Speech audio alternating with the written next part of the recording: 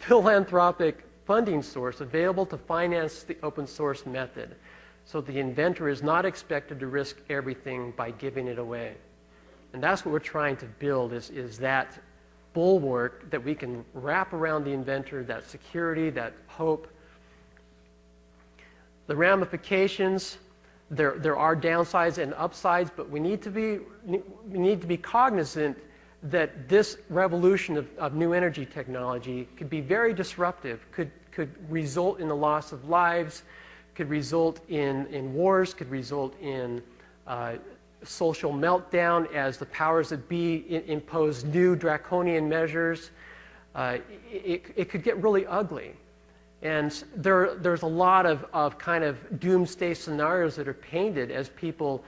There have been inventors that have come up with stuff. For example, a way to generate hydrogen from water just by putting magnets in vicinity using a certain configuration. Off comes hydrogen. They put it on the shelf because it would have just completely revolutionized the planet, and they didn't want to do that. And so one of the things that needs to happen is there needs to be a dialogue about the ramifications and how to handle this stuff in a responsible way. Is the human race ready for free energy?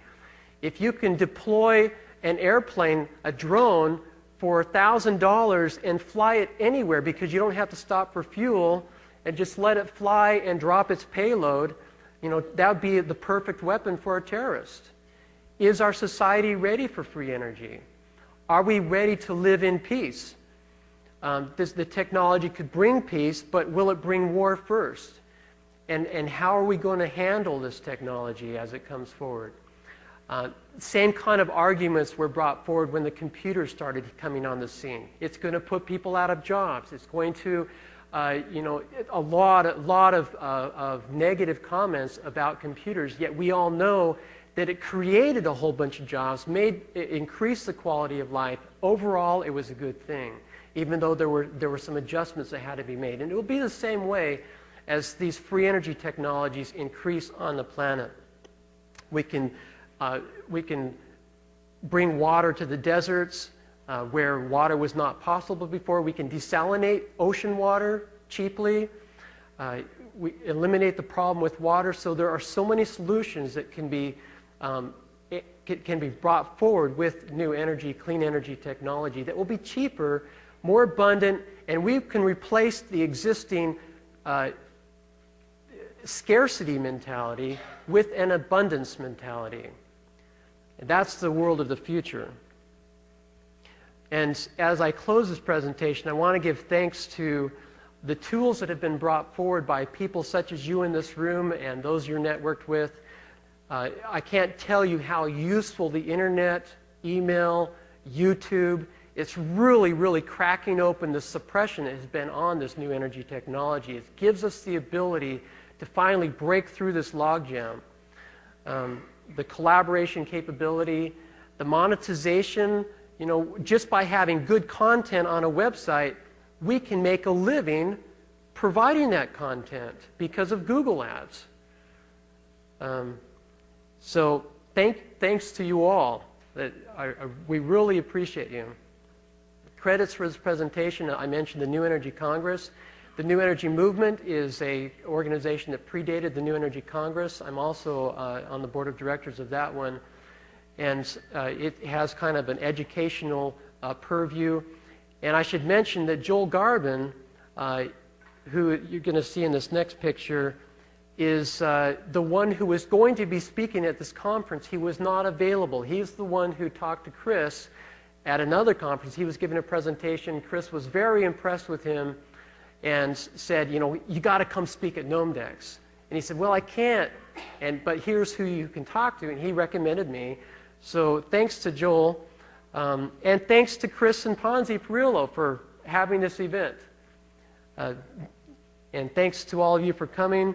The video that you saw was produced by Joe Rizzo and Bill Levine. These are new people with the PES network. We have a great team. That's going to be the first of many videos that we'll be putting out thanks to the tools that you're creating, working on. And just a little plug from Joel Garvin. I was talking to him on the phone a little earlier. They're looking for a webmaster for their website. There's his phone number if you know of anyone who can maybe help them out. Voluntary at first, then as funding comes in, they'll be able to pay that position. Thank you for coming to the presentation. Here is a list of some of our websites. FreeEnergyNews.com is a daily gathering of information from around the planet. We've been doing this for about 4 years.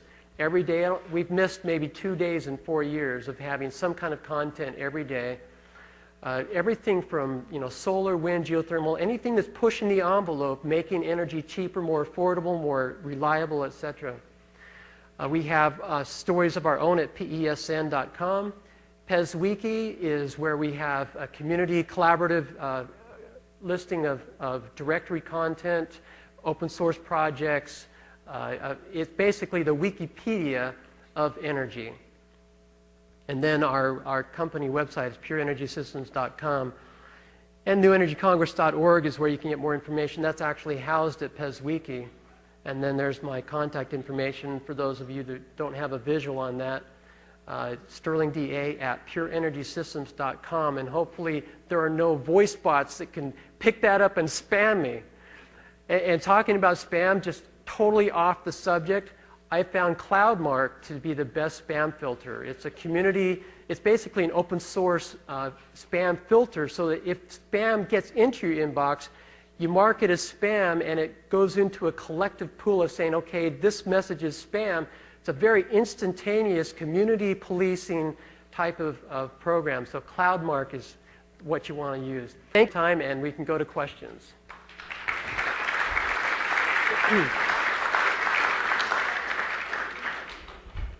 You good? Yeah, You questions. Good? Oh, question, good. I think we got a little bit of time. 3 minutes for questions? Ish. Right here.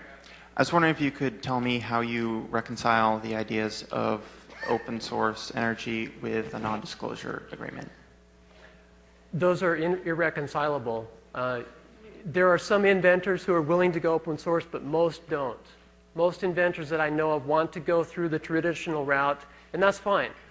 It's going to take a special person with a special temperament to go open source, and they're rare. We haven't found yet a technology that has those attributes we're looking for that's willing to open source it. Yeah. Why haven't all of these technologies happened yet? Why haven't the technologies happened yet? A lot of them have, but none have made it to the market yet. Well, solar and wind they have, but it's just there's a lot of reasons. There is suppression, but one of the biggest things I've noticed is interpersonal conflicts. People that can't get along with each other, infighting.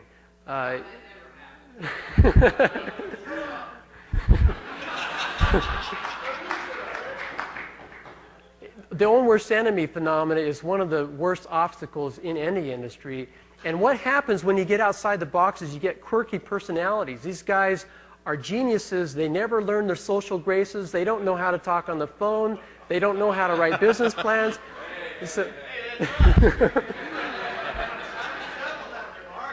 And so the own worst enemy phenomena is a huge obstacle in this industry. And that's one of the things we're trying to that the web helps with, the social engineering. It gives some sense of community to these people who are otherwise isolated, so they can have this sense of relief that I do have friends, I can work, and that still takes time though. But they will come forward. When I was working on this 4 years ago, I was thinking, next year we'll see this hit the market. It hasn't happened yet, but it will. Yeah.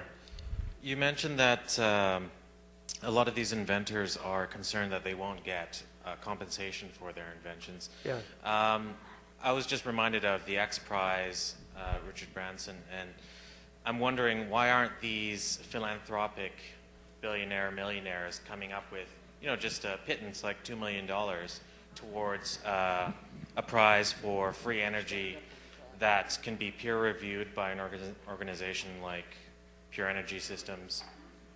Do you know of anything like that? Yeah, there's what I can say is I see a lot of good movement. There are people with money who are offering the money. It's just a matter, you have to vet money just as much as you have to vet the technologies. You have people that say, hey, I've got a rich uncle, he's willing to put up money